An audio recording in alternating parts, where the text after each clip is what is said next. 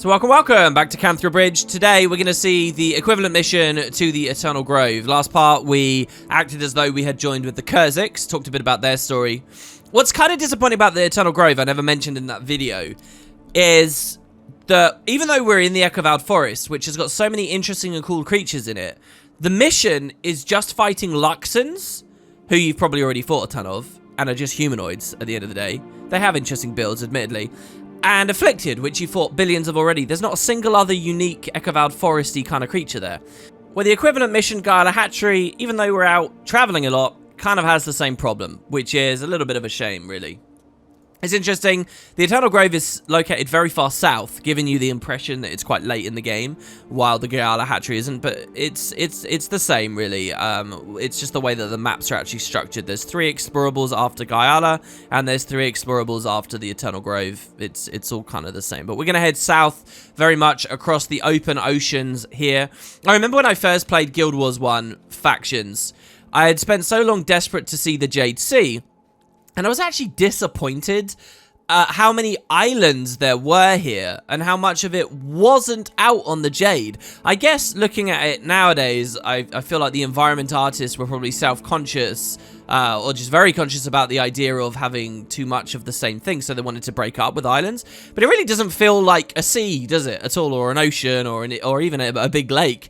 It feels like spatterings of water surrounded by all these islands. I hope that in Guild Wars 2, they give us more of that vast, like, still water experience, and not just islands everywhere. Because if they just do islands everywhere, isn't this going to feel a lot like, say, Bloodtide Coast? And then where's the intrigue at that point?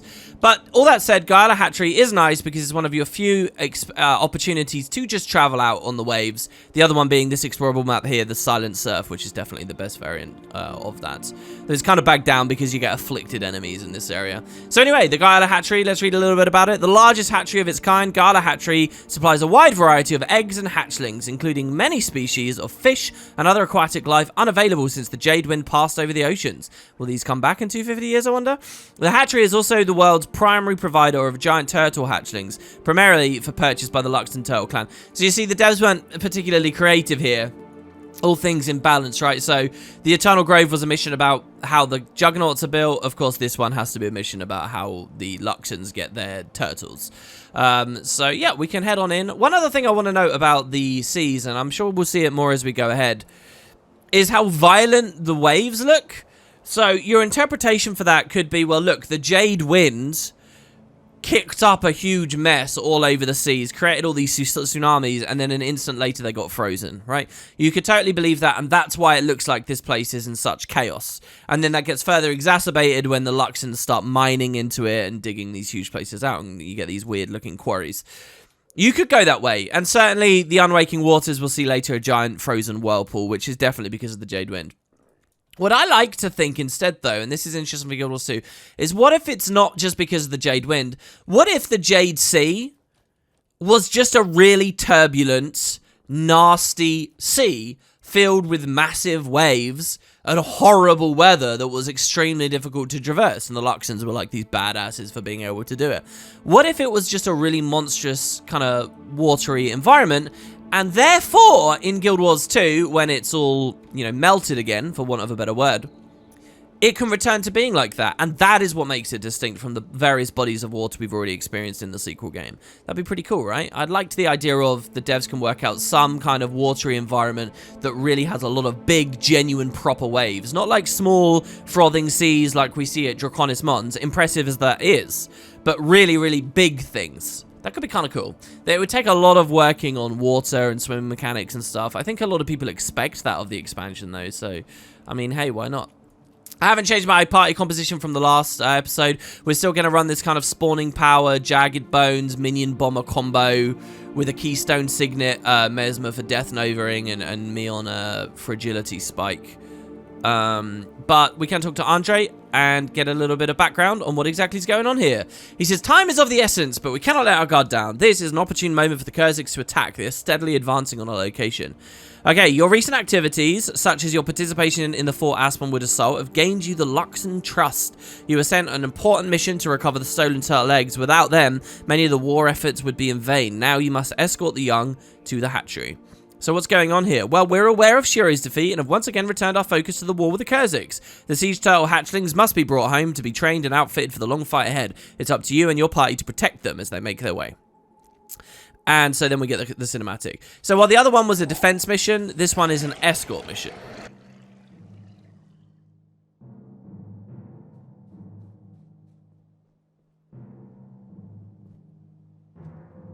Let's move it out. The gods know we move it barely more than a crawl.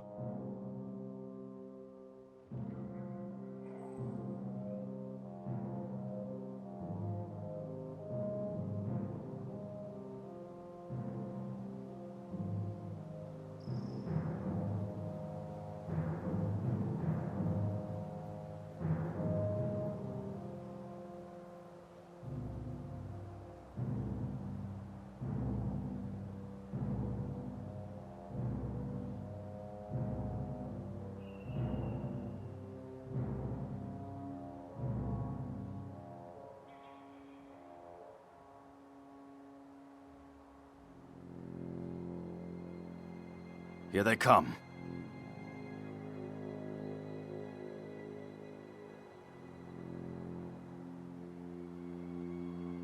Damn predictable Kurziks. I knew those cowards would come for the young turtles. You, take up the right. Don't let the Kurziks within 100 paces. I'm glad you're with us. We'll need all the help we can get. Your fight is my fight. Watch yourself out there. The Kurziks are a dastardly bunch. Pay particular care to their juggernauts, the golem-like things that resemble walking trees. They're especially dangerous to the turtles. I'll take care of them. Well then, good luck. We'll see you at Creon Jade Mine.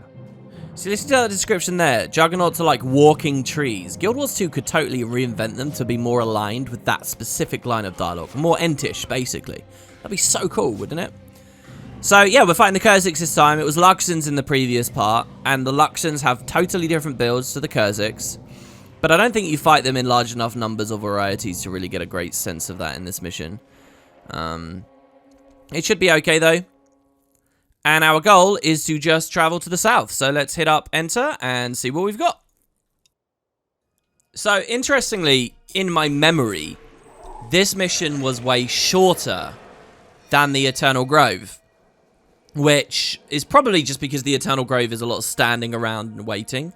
Turns out this mission's actually a lot longer. This mission is definitely my preferred of the two. It's very, very, very cool. And even with today's power creep, it's actually a challenge.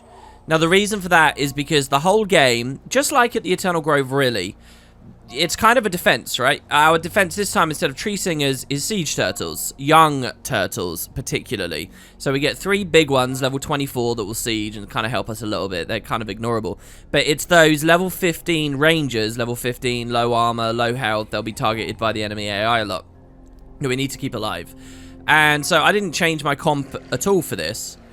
But you do want to be really careful. The way that the devs have this designed is they're walking along as you escort them, and then waves of Kurziks will spawn in random, difficult-to-predict directions and attack the turtles. So you can guess where some Kurziks will come from. There are pads around. You just saw me standing near one a second ago. They're like glowing blue rings, like these juggernauts that spawned here next to what looks like a teleporter. So you can kind of guess where they're coming from sometimes. But the game is deliberately sneaky in where it spawns stuff, and the idea is you'll overextend on these nice flat open terrain. As you can see on my minimap right now, there's a wave coming behind us, and there's a wave coming from the northeast.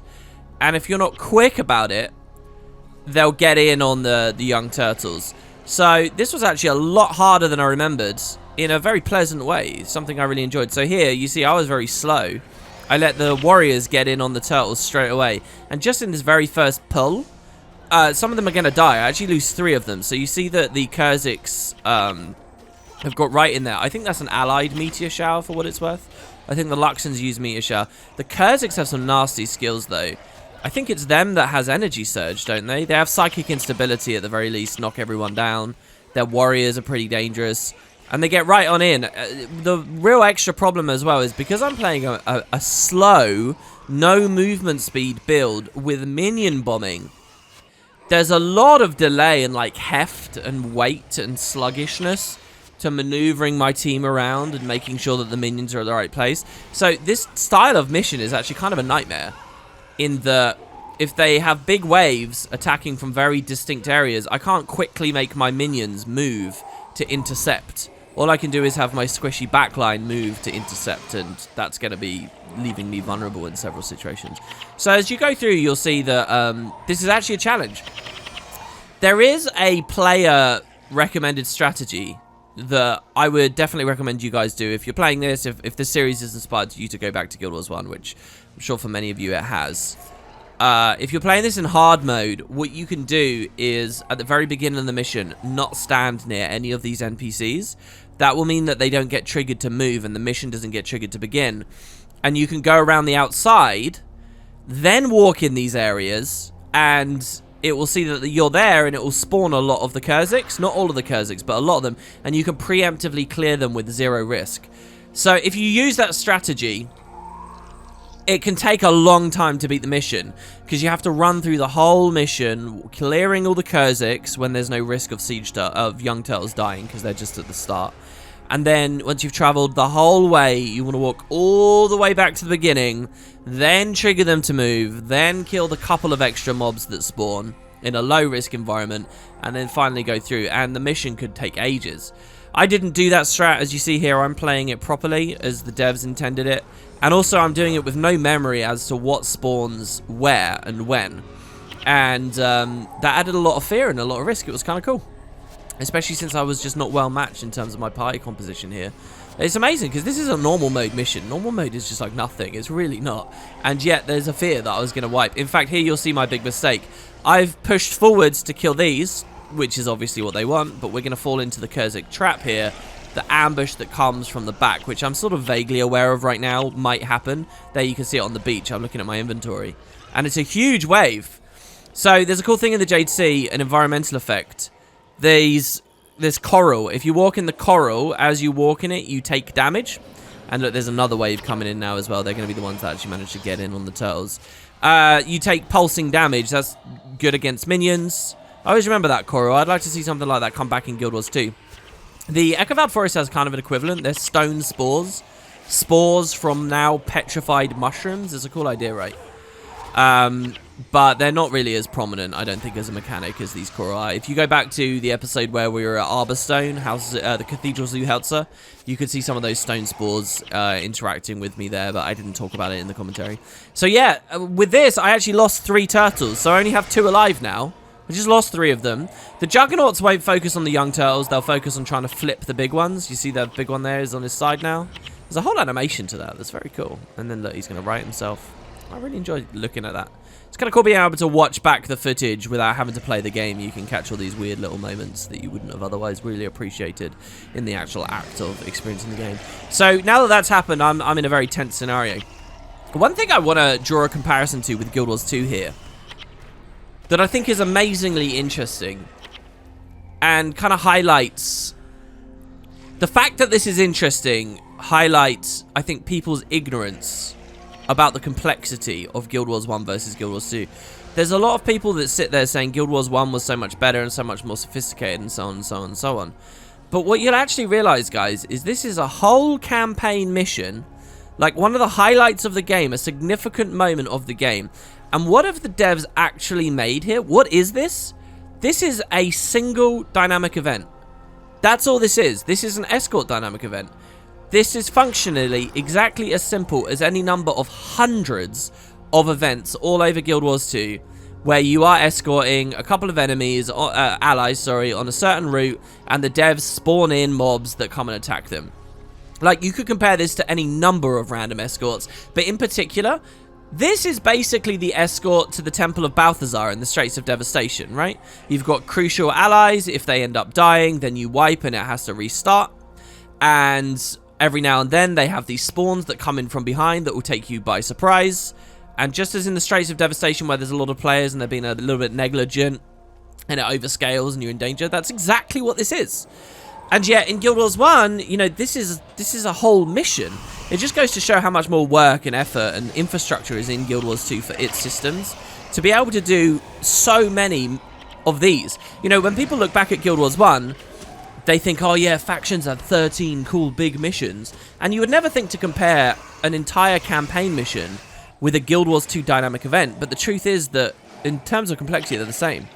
But the point here is that each mission or dynamic event is cradled in a very different game environment with their very different combat balance and very different ideas about what failure means. In Guild Wars 2, quite often failure for a dynamic event doesn't mean anything and is very difficult to fail. That's why that Straits of Devastation Balthazar event is so specific and interesting to me, because that is one of the rare events that could fail.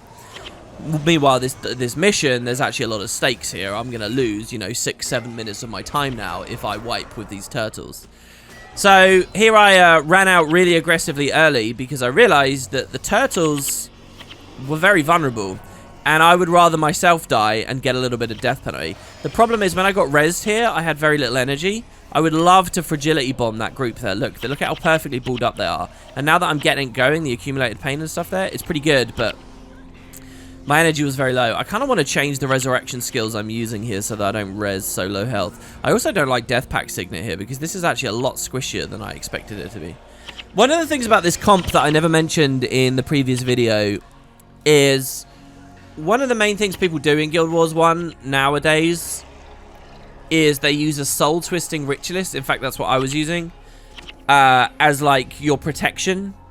You know, you use, like, shelter and union and displacement and stuff, and you just make sure that most of the damage is mitigated through these spirits. But if you are running minions and minion bombing particular, I mean, the whole minion Bone Fiend idea can still run shelter and displacement, I think.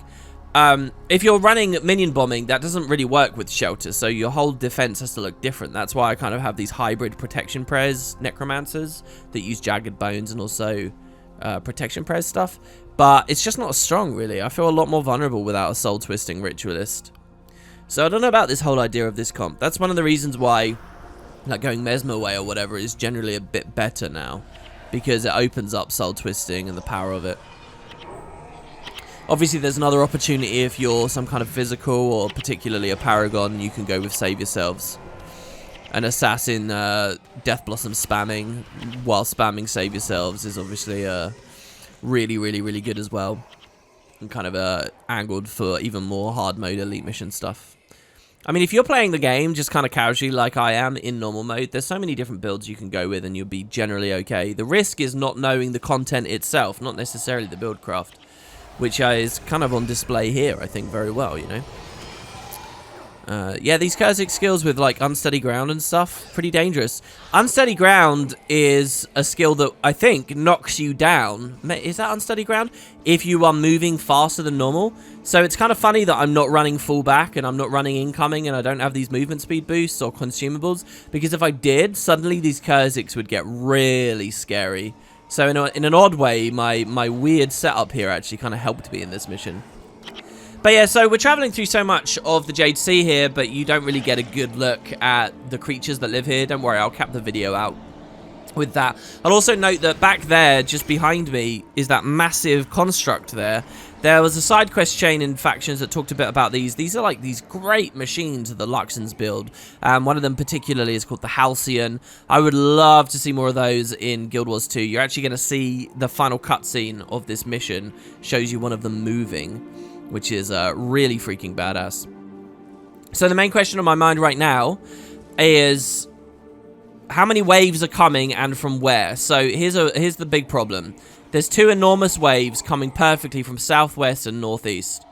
So I flagged 3 heroes to the southwest, just at random. I don't even know what their builds are, frankly. And I bring myself and everyone else over here. And the idea is that I wanted to try and spread the minions out. Turns out we had no minions on my side. And the damage we're doing isn't really landing. So I kind of pull back. I try to get everyone to collapse into the middle. But I'm just going to get assassinated here, basically, by these warriors. My Jin is still up, still working away, which is pretty nice. But I've now cancelled my flag, and I'm just hoping that everyone's going to crunch into the middle here. And this is actually a very scary moment, because that's brought us over the young turtles. The idea is to fight not near the young turtles. And I'm dead, and I'm just hoping that I'll get rezzed.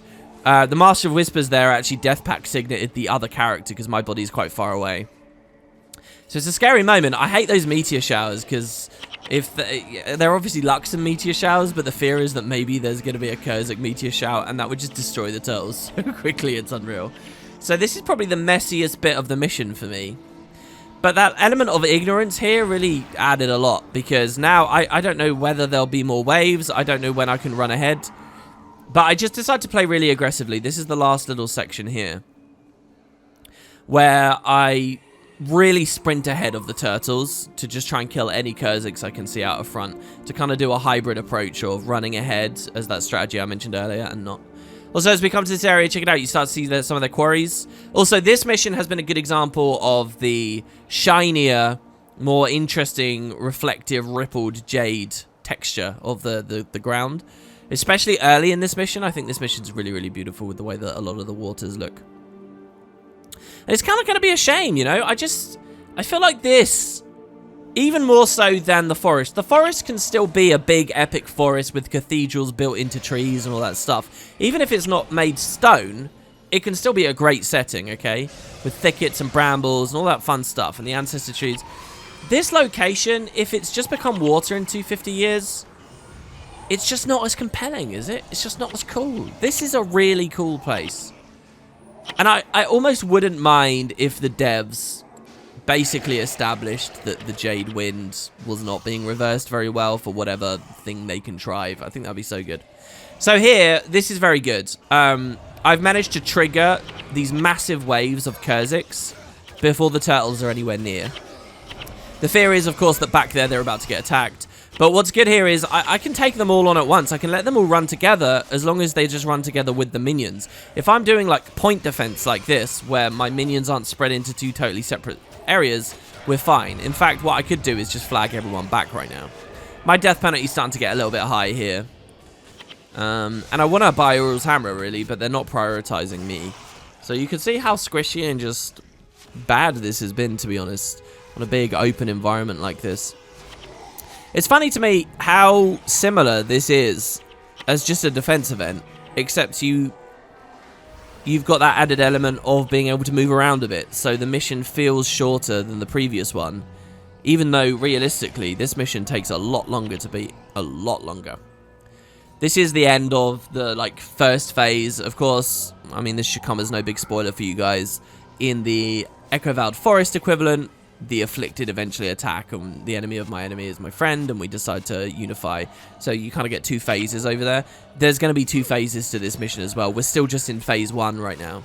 But to compensate for that fact, phase 2 is very, very simple and very short on the Galah Hatchery equivalent, which is quite nice. This one might have become even harder because of balance as the years have gone on. You know, just happening to have made the Kurzik abilities that much stronger. I really couldn't say exactly, though. Argo giving an impassioned, beautiful speech. It's quite interesting producing videos for Guild Wars 1 for you guys, where I'm not obsessing over all the dialogue. You know, this idea of an abridged series, I usually would have thought is just, not my forte. Would not go well. But it's somehow liberating to just be really casual about the subject material, right? I mean, it's good. I could do that because I know I have a whole series where I read every single little line here, and we got the full context and the full story. It's already there, so I don't have to worry too much. Look at this fragility bomb here, by the way. Beautiful. When they're balled up, it's so strong.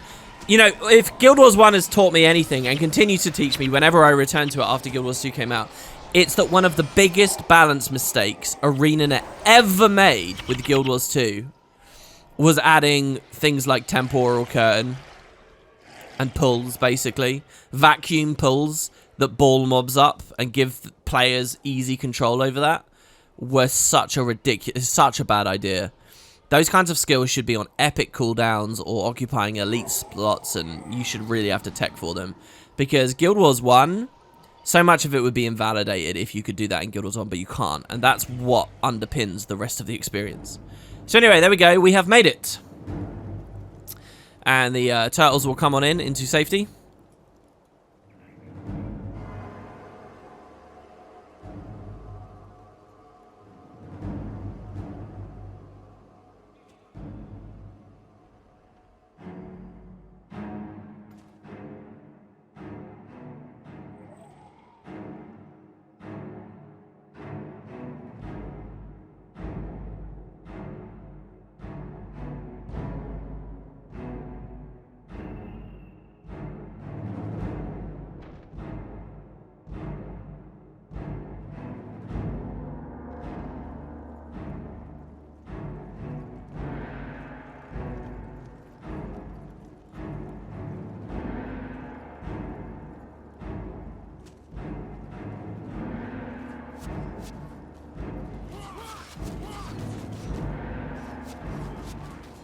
I really quite like this cutscene, and I like how the minions integrate in. Look at them rush forwards. That's not actually a planned part of the cutscene. That's just the game's mechanics working through.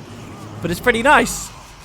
You're also going to find a hilarious moment where we form this truce, and one of the Luxons keeps shooting, even though he should have stopped. It's pretty funny.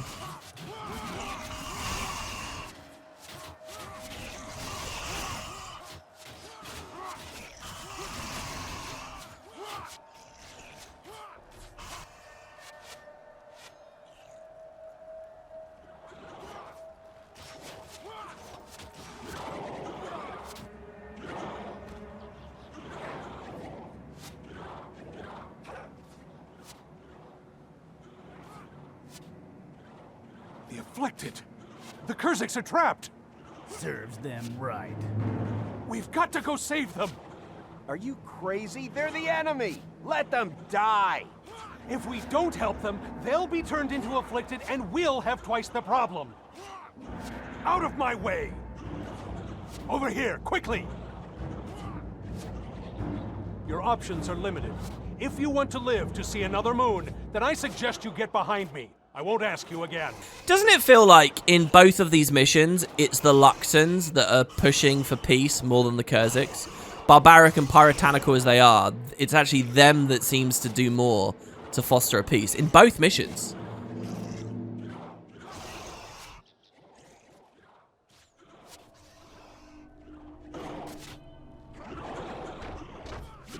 And this guy that refuses gets punted away in a hilarious way. Love it.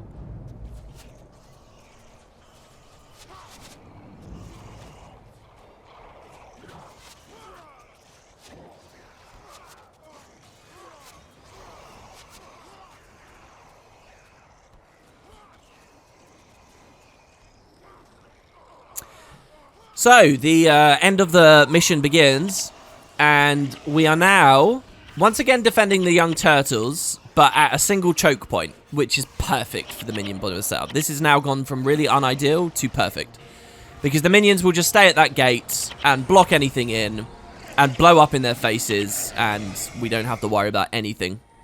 I mean, really. We can just stand around. I could probably AFK this from here on. What's kind of interesting and weird and actually made me panic as I was playing this earlier is the young turtles were resurrected during that cutscene. So the objective is defend the young turtles, and the ones that died earlier, because I lost a couple more in one of the encounters a second ago when I was talking about Temporal Curtain, or just before, they respawned up out with the afflicted. So they get attacked now, and I suddenly panicked that all of the young turtles, bizarrely, are not with those defensive forces you can see to the south, but are actually out there. You see that Ray of Judgment and the turtle died? Like, I'm panicking here, so I kind of run out thinking I've got to save them. But one turtle is still to the south correctly in the back, and so it's going to be a-okay. You can just stand at the gate, and you can blow everything up. And the devs don't really linger on this. It's just a couple of waves of afflicted. Maybe they're supposed to be a little bit hard to fight, but really, compared to the Kurziks, they're not a problem at all. And we get the cutscene. This variant of the cutscene is way, way, way better than the previous one. Togo gives so much more dialogue. But in general, there you have it. The Galah Hatchery mission done, and sloppily at that.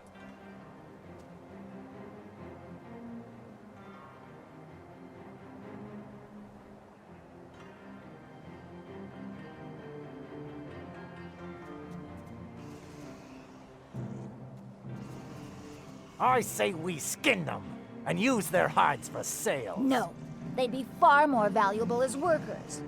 We'll make them clean the turtle shells. You scum. You will pay for this! Those are pretty big words from someone who's about to learn the true meaning of pain. You must stop your squabbling. This feud has gone on long enough. So why should we stop it now? Because now you have a common enemy. Who? Do you not see? Shiro the Betrayer has returned. Shiro is dead. Even the Kurziks will tell you that. How do you account for the afflicted then? Where Shiro goes, the afflicted are never far behind. He's the source. And if we're fighting these monstrosities, then he's sure to be near. As much as it pains me to admit, Togo is right. There is no other explanation. Shiro has returned. They make sense. And what would you have us do, Master Togo? Would have you stop bickering like school children and start forming an alliance. Only together will we have the strength to defeat him. Forgive me, Master Togo. You have never steered us wrong before. We will do whatever it takes to destroy Shiro once and for all, even if that means allying with the Kurziks. Then let us find Brother Menlo and hope he has made as much progress with the Kurziks as we have here today. Brother Menlo. He was with Baron Vazburg. They were on their way to the Harvest Temple. Then we too must head to the Harvest Temple. Thank you. This is so cool. You see the house scene get up. Look at that. Oh, man. See, they got some pretty good constructions and buildings here. The idea is it's lifting up and giving us access to the lower areas, I guess, or something. Because that's the portal. That's the exit to the map down there. Anyway, I actually genuinely really like that cutscene, even though there's that hilarious "The Kurziks" line in there. It gives you so much more, right? It feels like very much, if you play Luxon, you got a better sense of the fullness of the story. Comparing the final cutscene to the Galah Hatchery, hell, just the Galah Hatchery in general to the Eternal Grove, I think it's quite telling that the Eternal Grove felt a bit tacked on. So anyway, we are now at the Leviathan Pits, which, it's interesting, this is called the Leviathan Pits. In the Elite Endgame mission that takes place here with the Deep and Kanaxai and the demons and so, you do actually find a creature called the Leviathan. You don't find such a creature actually out here. But here you get to see more of the Luxon's quarries, and there's all these cool little moments where you can see creatures trapped inside the jade, like these dolphins here. And they do that a ton, honestly. Even in Guild Wars 2, we've seen that several times. I think this should come back a lot as well in the sequel. Considering there is still blocks of jade around up in the Dermot Priory archives and so on, I think we could still find some here in this location of the world and see what the weird creatures are that's encased inside them. It's funny because this is what we think of with amber in real life, right? But the amber in Guild Wars of the Echovald Forest, they don't do this as much as we see in, you know, these Jade Sea quarries. I like how the Luxons seem to actually care about the creatures that they see, so they don't actually mine these bits. Or maybe the idea is that's in holding until someone with more expertise can pull it in. Not sure. In any case, so this place is just like the Vazburg Armory. Both locations are really good for crafting weapons. In particular, 40/40 sets, if you want them, really, really good to actually pick up and actually craft here from the vendors in the area. The Aureus Mines is a cool little mission that sort of hints as to some of the stories that take place in the deep with the nightmares and Kanaxai. You got the optional area of the Seafarer's Rest, which I'm actually going to travel to, just as I did last episode, and see if I can go out into the Silent Surf for you and give you a glimpse at some of the really bizarre and cool weird creatures that are all over. So it's around this area of the Jade Sea you start finding just as regular things to fight. Salt Spray Dragons, which are elementalist enemies that usually pack a hell of a wallop, as most Ellies do in the game now. And you also find a load of weird, like, jellyfish creatures, like Irakanji, as you can see here. Creeping carp, scuttlefish, there's manta rays that you find in the area. There's all kinds of weird stuff. And there are the Outcast Luxons. They have all their own builds in association with the madness of Kanaxai. Salt Spray Dragons you can find in some occasions. Afflicted. There are a couple of Shirokan constructs. The enemy variety in these areas, in short, is really, really awesome. Look, you get some Oni spawning here. Very impressive in general. Well, I didn't actually fragility yet, and I kind of messed that whole combo up there. That's fine, though. Yeah, you get some Rockeye Dragons here as well. And basically what we do at this point in the story is we travel south across these long waves. The crab enemies around might make a return as a ranger pet in the sequel. We travel along, and we will be at the Unwaking Waters. So the Unwaking Waters is a lot like a previous mission we did. That's the Napui Quarter. the Visitor Square mission, and is one of the last missions of the game. It's also a very short one. So join me next time for a really fantastic location. It will be in the next video. We go to where the trailer for Factions that I've recommended you guys watch many times actually takes place. So I'll see you there next time.